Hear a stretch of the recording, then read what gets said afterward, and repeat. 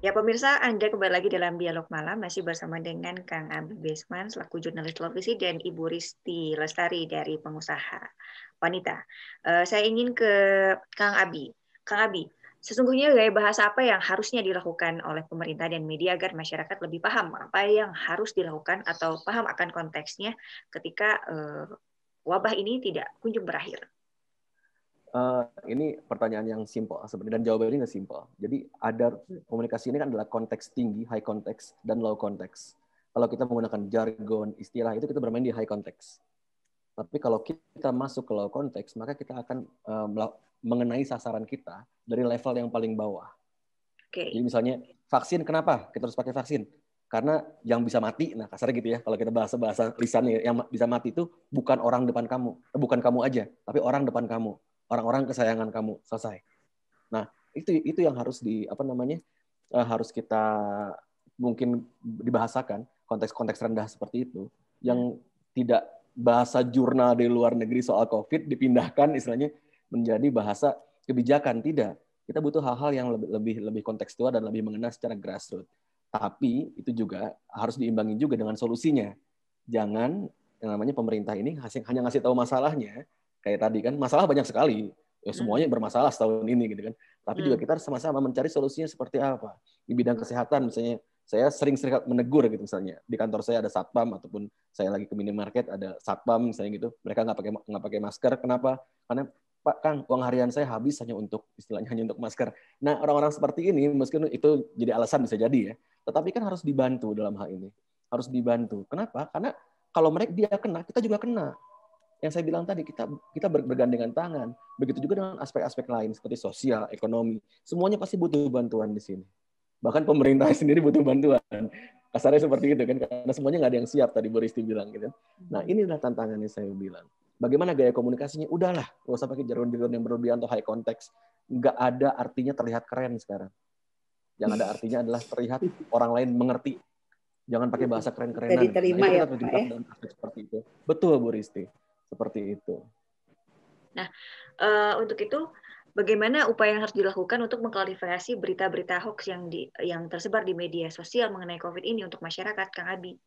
Nah, untuk soal hoax ini sendiri, kita bicara soal bagaimana trust dari medianya sendiri. Betul, kita nggak bisa masuk dalam dapur media karena media juga punya undang-undang sendiri. Tetapi pengertian-pengertian ini sebenarnya bisa dimaknakan dari awal. Bahwa apapun misalnya kesalahan, misalnya kemarin Kementerian Sosial melakukan korupsi gitu kan, bukan berarti kita benci dengan programnya kan. Ya nggak, programnya bagus untuk kita untuk memajukan dapur kita istilahnya gitu kan, membantu kita semuanya. Jadi jangan di stop semuanya gitu dalam hal ini. Jangan ada tikus di ladang terus kita bakar ke ladangnya gitu kan. Ya kita kejar tikusnya dalam hal ini. Nah, itu juga yang membuat saya sekarang bukan pesimis. Saya nggak pernah pesimis orangnya dalam hal ini. Saya optimis bahwa dengan kebersamaan, dengan kita belajar terus seperti ini, dengan kita dipaksa belajar selama setahun ini menjadi satu warga negara Indonesia, karena kita adalah NKRI dalam hal ini, maka saya bilang pasti banyak yang bisa kita pelajari dan banyak yang bisa kita dapatkan, dan banyak perbaikan yang bisa kita lakukan. Minimal kita tahun baru nih kan 2021 kan, lawannya masih lawan yang sama. Tetapi dengan tahun yang baru ini harusnya kita menggunakan strategi baru, semangat baru, dan istilahnya kita pasti bisa lebih baik daripada di tahun 2020. Jadi bukan berarti semangat yang dikeluarkan adalah 2021 kita tidak akan kena. Jangan kalah seperti itu. 10.000 nembus 2 hari itu di tahun 2021 gitu, bukan 2020. Nah, itu yang saya bilang. Jadi jangan kehilangan konteksnya, tapi tetap semangat. Semua aspek pemerintah harus melibatkan baik sektor swasta, sektor negeri, sektor apapun, sektor anak muda, dilibatkan semua. Kenapa? Kalau kita bersama-sama, saya bilang kita bisa menghadapi lawan kita. Jadi sekarang saya kembalikan ke jargon kita. Jargon kita yang sejak lama adalah Bhinneka Tunggal Ika, kan Bu Risti ya. Kalau emang pemerintah mau main jargon, saya kasih jargon itu. Kita harus bersama untuk menghadapi lawan kita. Walaupun kita beda-beda, mau umur kita beda-beda, kita komorbid beda-beda, terserah. Tapi lawan kita satu. Ayo bareng-bareng. Seperti itu. Lu mau jargon, kita kasih jargon. Setuju. Oke, saya ingin ke Bu Risti. Bu Risti, konon katanya model shifting bisnis ini menjadi salah satu strategi alternatif untuk bisa bertahan bagi para pelaku usaha. Nah, sejauh mana pelaku usaha sendiri bisa berpindah usahanya di saat pandemi seperti ini? Ya, ini shifting ini bukan hanya terjadi di UMKM level menengah ke atas, bahkan di bawah pun saya melihat di sekitaran kehidupan saya yang tadinya mereka berjualan nasi goreng karena memang orang pada kemarin itu PSBB, akhirnya dia ganti ke bubur ayam karena mungkin pagi dia masih bisa karena PSBB malam udah pada orang tidak keluar. Nah itu shifting itu rasanya sudah dimiliki oleh para pejuang-pejuang tangguh yang mempunyai tadi yang saya bilang tidak dimiliki oleh semua orang, yaitu soft skill dari dalam diri kita sendiri. Dia terus melakukan inovasi, dia terus berpikir, memutar otak bagaimana kita bisa makan kita dan keluarga pada hari ini. Jadi shifting ini merupakan salah satu anugerah ataupun gift yang Allah kasih ke dalam diri kita supaya kita bagaimana mengantisipasi berinovasi, berbeda dengan orang yang memang dia begitu dikasih ujian gini udah dia stagnan, dia nggak tahu what I have to do now. Banyak juga yang akhirnya stuck dan putus asa dan akhirnya depresi. Tidak sedikit saya menemui teman-teman atau rekan-rekan yang seperti itu. Maka saya melihat, saya sangat mengapresiasi dan banyak bahkan jangankan sekelas yang mikro, yang makro sekalipun pengusaha-pengusaha besar sekarang dari konstruksi dia berpindah ke Alkes karena memang permintaan di dunia Alkes sekarang ini sedang merajalela. Nah, ya, jadi ada tiba-tiba dari pabrik X menjadi pabrik APD, dari ini menjadi pabrik masker. Nah itu inovasi-inovasi yang mereka lakukan. Yang penting ada kerjaan gitu. Yang penting kita bisa tetap mendapatkan proyek dan mendapatkan capital, mendapatkan kita keuntungan untuk yang bisa kita bertahan untuk perusahaan tersebut itu. Jadi pelaku usaha pun harus mampu beradaptasi dengan kondisi saat ini, begitu ya Bu Risti ya? Iya.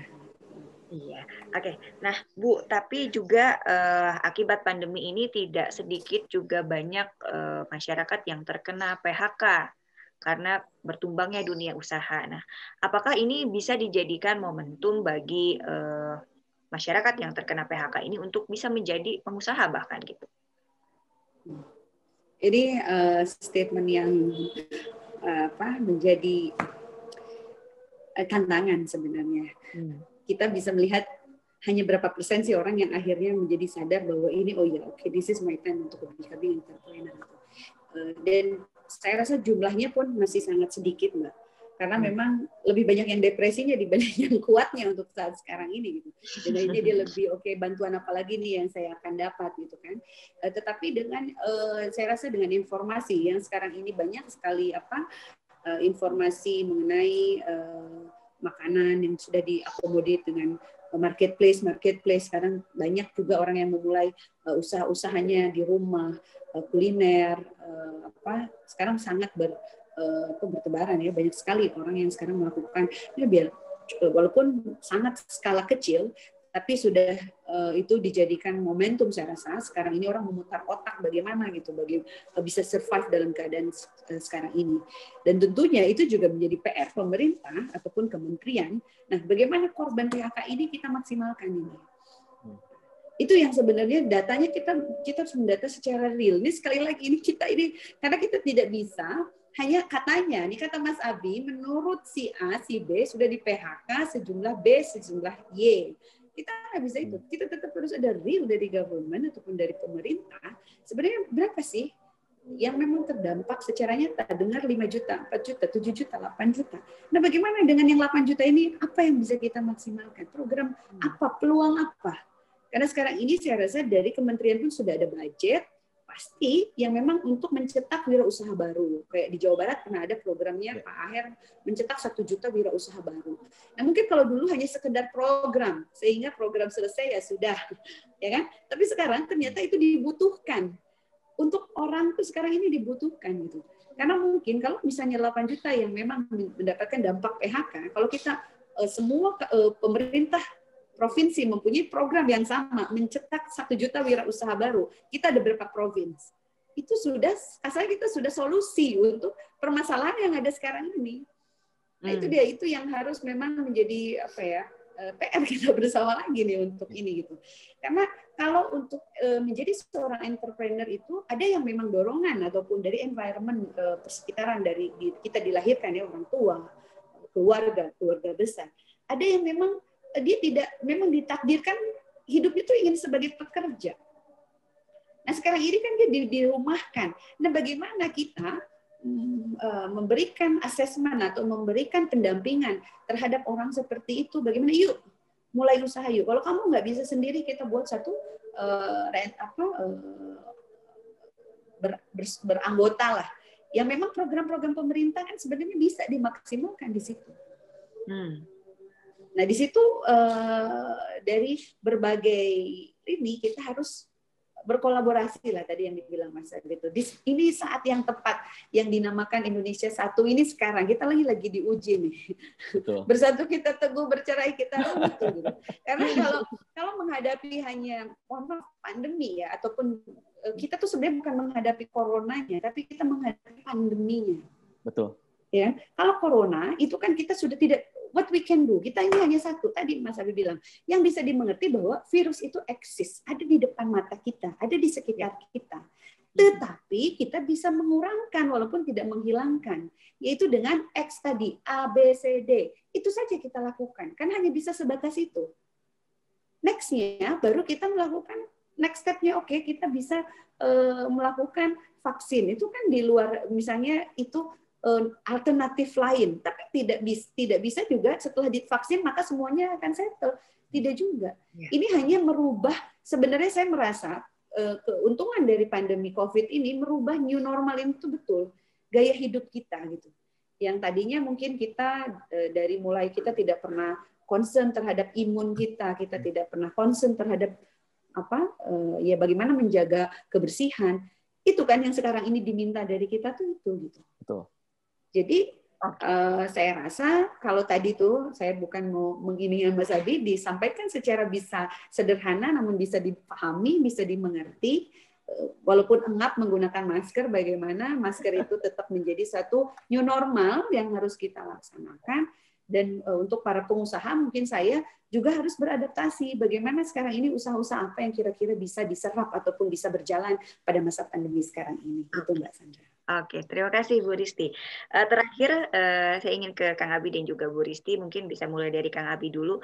Harapan Kang Abi terhadap pemerintah dan juga teman-teman media tentunya dalam bagaimana harus memberikan informasi yang baik, yang juga harus disampaikan dengan data yang akurat, tapi juga bisa mengedukasi dan bisa membuat masyarakat lebih tenang. Begitu. Kang Abi, silakan. Kunci untuk membuat sebuah kebijakan yang bagus adalah data yang bagus. Itu sudah jelas. Jadi pemerintah juga harus terbuka dengan data yang sekarang ini, tesnya berapa persen, berapa yang kena dalam hal ini. Bukan berarti sekarang tidak bagus ya, tetapi bisa ditingkatkan saya yakin, karena datanya kita masih tracing-nya masih nggak kurang bagus. Saya bilang seperti itu. Nah, pertama kita mengambil kebijakan yang bagus. Nah, kebijakan yang bagus ini juga akan membuat yang namanya media itu enak buat ngambil sumber yang saklek, yang sesuai dengan kenyataannya, dan itu membuat masyarakat tahu apa lawannya dan siapa yang sedang dihadapinya dan bagaimana menghadapinya. Nah, ini yang saya bilang. Jadi semuanya berawal dari pengakuan bahwa kita memang sedang dalam masalah yang sama dan masalah ini solusinya apa dan kita harus bagaimana. Jadi kita kembalikan lagi ke premis-premis tadi secara logika. Premisnya apa, masalahnya apa, solusinya apa, dan kita harus bagaimana. Nah, itu yang harus sekarang kita bareng-bareng, tadi kata Bu Risti kembali lagi, bahwa kita harus jadi satu untuk hal itu. Karena itulah yang membuat kita akan sanggup untuk menghadapi pandemi ini. Kalau corona, alam Ibu ya, kita nggak bisa lawan ya dalam hal ini ya. Kita nggak tahu virusnya lagi di mana sekarang gitu kan. Tapi yang namanya pandemi bisa dilawan karena itu adalah sebuah hal yang wujudnya ada. Oke. Terima kasih Kang Abi. Bu Risti, mungkin ada saran dan harapan Anda bagi para pengusaha dan pemerintah di masa-masa sulit seperti saat ini agar dunia usaha masih harus tetap bisa bertahan. Saat ini hanya 2 statement. Collapse atau collapse, kolaborasi atau kita collapse, hanya itu saja. Karena kalau kita tidak bisa tidak bisa mengedepankan ego lagi, kita tidak bisa bersaling ini bukan masalah saya, ini bukan masalah si A, ini bukan masalah si B, tapi kita ini betul. Saya ini selalu ke teman-teman kita ini hanya sekarang ini kolaborasi yang harus kita perlukan, terutama kita bagi pengusaha. Apabila itu tidak dilakukan, kita tidak dapat saat ini yang besar pun, pengusaha besar pun tidak bisa berdiri sendiri, apalagi kita. Jadi kolaborasi atau kita ini memang kolaps atau kolaps. Itu saja yang untuk dari pengusaha saat ini. Kolaborasi itu bisa dengan pemerintah, bisa dengan stakeholder yang lain yang memang mempunyai tujuan yang sama, bagaimana how we survive dengan pandemi ini. Karena kalau how we survive dengan corona itu bisa dari dalam diri kita sendiri. Kita tidak bisa karena we are the decision maker. Tapi kalau untuk pandemi, kita ini bisa berkolaborasi dengan orang. Bagaimana kita survive dalam keadaan pandemi seperti sekarang ini. Begitu, Mbak Sandra. Luar biasa sekali. Tadi pesan-pesannya mantap, Kang Abi dan juga Bu Risti. Singkat, padat, dan lugas. Semoga apa yang kita diskusikan ini juga bisa bermanfaat dan bisa didengar oleh seluruh lapisan masyarakat, supaya kita juga bisa lebih aware lagi akan pandemi ini, dan semoga di tahun ini pandemi ini bisa berakhir. Harapan. Amin. Ya Allah, amin, amin, amin. Baik, untuk itu saya ucapkan sekali lagi terima kasih kepada Kang Abi Besman dan juga Bu Risti telah bergabung bersama kami, dan saya beserta segenap kru yang bertugas mengucapkan terima kasih atas kebersamaan Anda. Terima kasih dan selamat malam. Wassalamualaikum warahmatullahi wabarakatuh.